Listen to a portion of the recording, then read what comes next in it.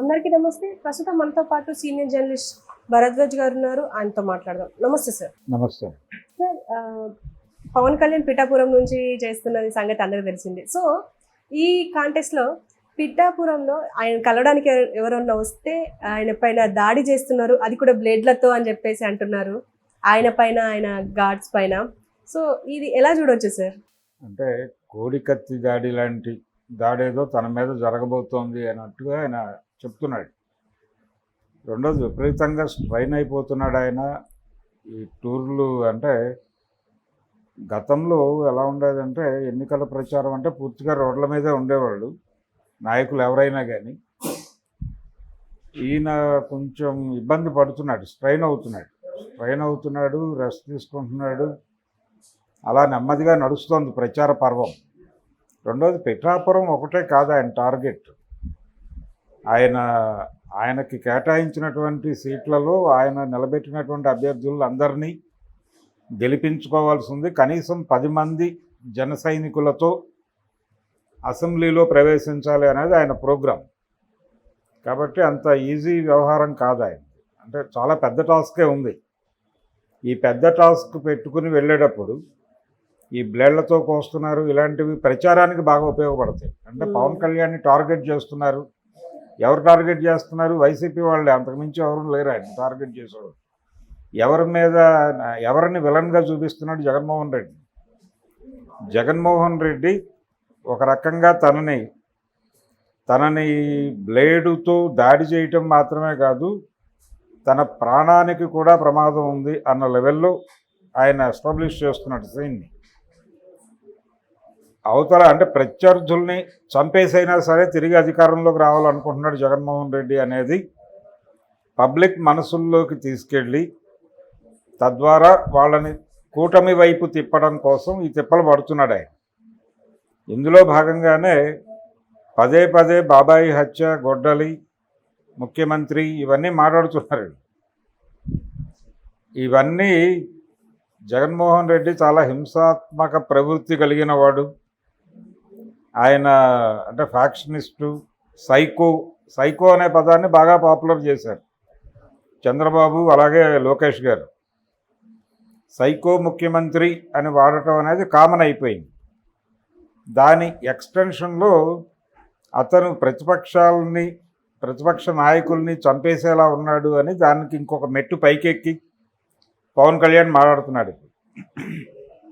టోటల్గా ఇది జస్ట్ ఎన్నికల గొడవే, అంతకు మించి ఎవరో ఏదో చేస్తారు. ఇప్పుడు ఇలాంటి కార్యక్రమాలు చాలా జరిగినాయి గతంలో. రామారావు గారి మీద ఒకసారి చిన్న కత్తితో దాడి చేయటము, ఆయన వేలు కట్టవటము లాంటి సంఘటన ఒకటి జరిగింది.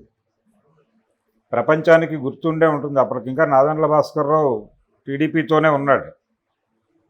ఉండగా ఒక సభలో పాల్గొన్నాడు ఆయన. ఆ సభలో ఒక కుర్రాడు లేచి ఆయన మీద దాడి చేశాడు. బాబ్జీ అతని పేరు. తర్వాత అతను అరెస్ట్ అయ్యాడు, బయటికి వెళ్ళిపోయాడు. ఒక లాడ్జ్లో ఆత్మహత్య చేసుకు చనిపోయాడు. ఎందుకు చనిపోయాడు ఏమిటి అనేది అదొక గొడవ ఉంది రామారావు గారి జీవితంలో. అదొక చరిత్ర.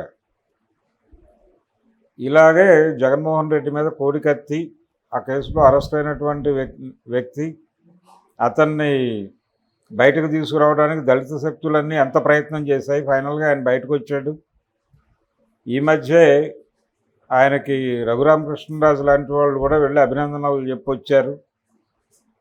ఇలాంటి కేసులు అనేకం ఉన్నాయి. అందులో ఈ బ్లేడ్ల దాడి వ్యవహారాన్ని కూడా అదే కేటగిరీలో తీసుకెళ్ళి తన ప్రాణానికి ముప్పు ఉంది అనే విషయం ప్రపంచానికి అర్థం చేయించే ప్రయత్నం చేస్తున్నాడు ఆయన.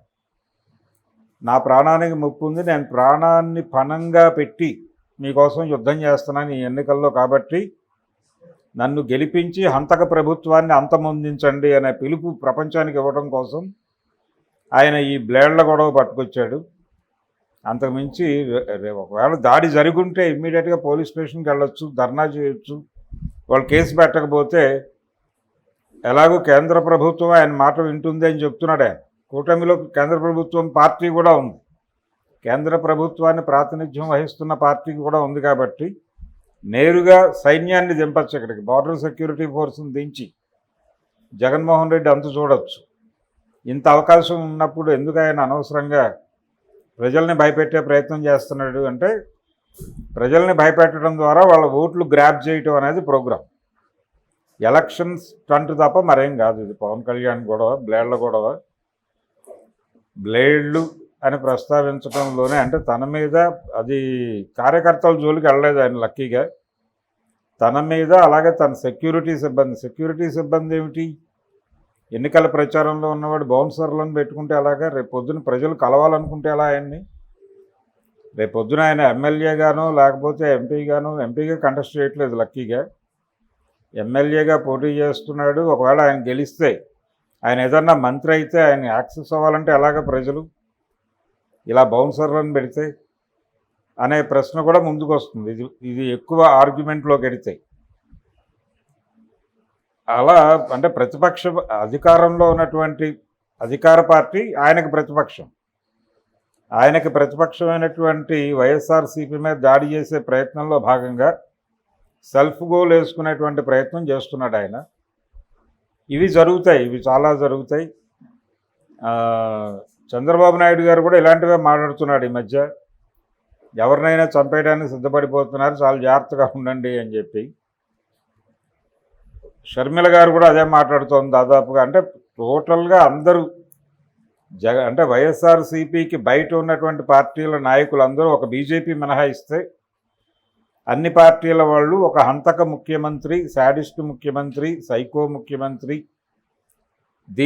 ఈ నేరేటివ్ని ఎస్టాబ్లిష్ చేసే పద్ధతిలో మాత్రమే వాళ్ళ విమర్శలు ఉంటున్నాయి తప్ప రాజకీయ విమర్శలు పెద్దగా ఉండట్లేదు. అన్నీ బ్లేడ్ విమర్శలు, కత్తి విమర్శలు, బాంబు విమర్శలు, గొడ్డల విమర్శలు తప్ప.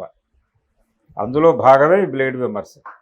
అండ్ ఇదే కాంటెస్ట్లో ప్రతి ఓటర్కి నేను సెల్ఫీ ఇస్తాను అని చెప్పేసి కూడా అన్నారు.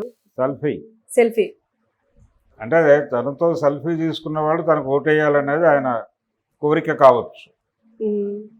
అంటే సెల్ఫీని ఎరగా వేసి ఓట్లు అడగటం అంటే తన గ్లామర్ని ఎరగా వేసి, సినిమా నటుడిగా తనకున్న గ్లామర్ని ఎరేసి జనాలని ఆకట్టుకునే ప్రయత్నం చేస్తున్నాడు. ఈ బౌన్సర్లను పెట్టుకుంటే సెల్ఫీలు అడగడానికి ఎవరు వస్తారు దగ్గరికి, అది ప్రాబ్లం కదా. ఆ సెల్ఫీ చేయడానికి వచ్చిన వాడు బ్లేడ్ దాడి చేయడానికి గ్యారంటీ లేదు. కాబట్టి ఒకదానికొకటి కాంట్రడక్టరీగా ఉన్న స్టేట్మెంట్లు.